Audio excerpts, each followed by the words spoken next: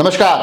चित्तौड़ से जो वातावरण निकल कर आ रहा है, जो माहौल निकल कर आ रहा है, ऐसा लग रहा है भारतीय जनता पार्टी के लिए वो चिंता का विषय हो सकता है। जी हाँ, चित्तौड़ से भारतीय जनता पार्टी के लिए चिंताओं के समीकरण बन रहे हैं, क्योंकि जिस प्रकार से टिकट वितरण के बाद से चंद्रभान फ्रंट फुट पर बल्लेबाजी करने की कोशिश कर रहे हैं। कल एक बड़ी सभा करते हैं, बड़ी संख्या में लोगों को बुलाते हैं, सड़कों पर हजारों की तादाद में लोग दिखाई देते हैं, उन लोगों के कंधों पर चंद्रभान सिंह बढ़ते दिखाई देते हैं।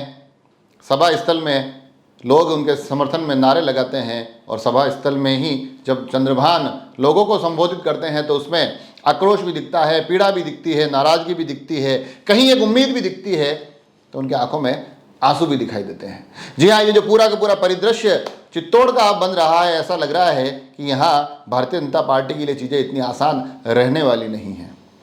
जिस तरीके से वहाँ बिल्कुल खुलकर ये घोषणा कर दी गई है कि भैया चुनाव तो लड़ा जाएगा, ऐसी स्थिति में भारतीय जनता पार्टी के लिए स्थितियां वहां आगे आने वाले समय में और भी मुश्किल होती जाएगी।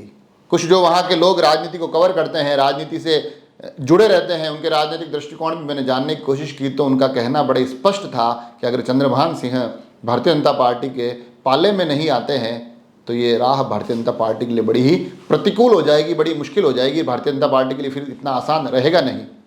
कुछ लोग तो यहाँ तक कहते हैं कि नरपत सिंह राजवी भी फिर ऐसी सीट पर आकर क्यों लड़ना चाहेंगे जहाँ स्थितियाँ इतनी ज़्यादा नाराजगी और तनाव भरी हो गई है। तो ऐसी स्थिति में अब समीकरण हो सकता है आगे आने वाले समय में कुछ बदले दिखाई दे, मगर जो ये अभी हालात दिखाई दे रहे हैं, जिन हालातों में आला कमान, जिनमें भारतीय जनता पार्टी का प्रदेश नेतृत्व वो भी इस एक प्रकरण पर खुलकर बोलने से बच रहा है, जिस परिस्थितियों में नरपत सिंह राजवी भी अभी उतने उन्मुक्त होकर, इतने खुलकर कोई बात कहने से बच रहे हैं, बड़े नपे तुल्य शब्दों में अपनी बात रख रहे हैं, जिन परिस्थितियों में स्वयं चंद्रभान सिंह वो भी सीधा सीधा कोई तल्ख और बहुत ज़्यादा तीखा तेवर रखने से बच रहे हैं, तो लगता है कि हर एक स्थिति परिस्थिति पर तीनों ही पक्ष नज़र बनाए बैठे हैं। वो देख रहे हैं कि स्थितियाँ, हालात आगे कैसे बढ़ते हैं। हालांकि चंद्रभान सिंह घोषणा कर चुके हैं कि वो बहुत जल्द अपना नॉमिनेशन करने वाले हैं। संभावित दिनांक 2 बताई जा रही है। इस 2 से पहले भारतीय जनता पार्टी 1 कैसे होती है, ये देखने वाली बात होगी। क्या आलाकमान, क्या भारतीय जनता पार्टी नेतृत्व इस एक सीट पर पुनर्विचार करेगा, क्योंकि उसकी भी हल्की फुल्की सुगबुगाहट सुनाई दे रही है।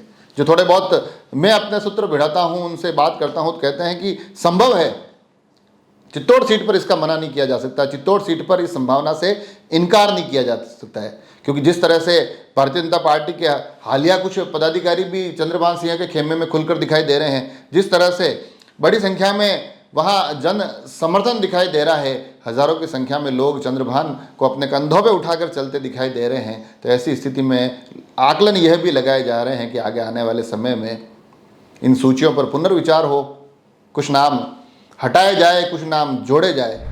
क्योंकि लोगों का ये कहना है कि अगर अभी की जो परिस्थिति बनी हुई, उस परिस्थिति में कांग्रेस की बल्ले बल्ले दिखाई दे रही है, और कांग्रेस अगर कहीं चूक भी जाती है तो बाजी चंद्रभान के पाले में जाएगी। भारतीय जनता पार्टी को यहाँ से कुछ भी नहीं मिलने वाला है। अभी इसमें कितनी सच्चाई है, कितने अनुमान आकलन सिर्फ हवा हवाई है, ये तो आगे आने वाले समय में पता चलेगा। मगर जो दृश्य वहाँ से निकल कर आ रहे हैं, उस दृश्यों को देखकर अगर अंदाज़ा लगा जाए तो भारतीय जनता पार्टी के लिए यहाँ के ये संतुलन साधने बड़े ही ज़रूरी हो गए हैं। जुड़े रहें राजसमंद एक्सप्रेस से। धन्यवाद।